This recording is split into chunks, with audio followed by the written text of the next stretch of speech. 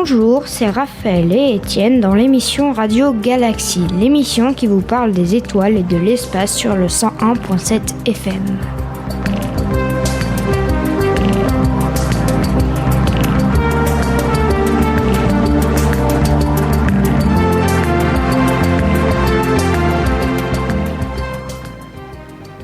Aujourd'hui, nous avons choisi de vous parler de Thomas Pesquet, le célèbre spationaute.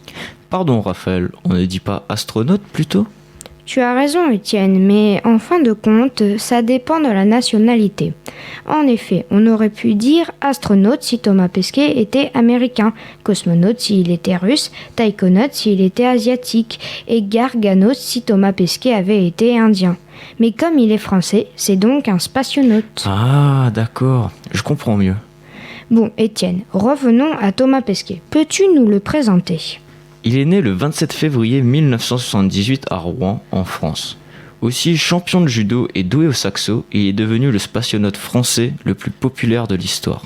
Et oui, bon, je disais aussi le spationaute français le plus jeune à avoir été sélectionné par l'ESA, l'Agence spatiale européenne. Revenons un peu en arrière. Et encore, quand il était petit, il était fan d'espace et jouait dans une navette spatiale en carton fabriquée par son père. Quelques années plus tard, il fait des études à Supaéro à Toulouse. Il deviendra ingénieur puis il est embauché au CNES, le Centre national d'études spatiales. En 2006, il obtient sa licence de pilote de ligne. Comment s'est passé son séjour dans la station spatiale internationale ? Il sera resté 196 jours dans l'espace, soit la plus longue durée d'un spationaute français dans l'espace. Durant son séjour dans la station, il est ingénieur de vol comme les autres membres de la mission. Son temps est partagé entre les expériences scientifiques et la maintenance de la navette spatiale. Il dort dans un endroit de la taille d'une cabine. Il travaille dans un laboratoire européen. N'oublie pas qu'il devrait repartir vers fin 2021, environ 6 mois pour la mission Alpha. Il partira dans une capsule américaine depuis Cap Canaveral en Floride pour sa deuxième aventure.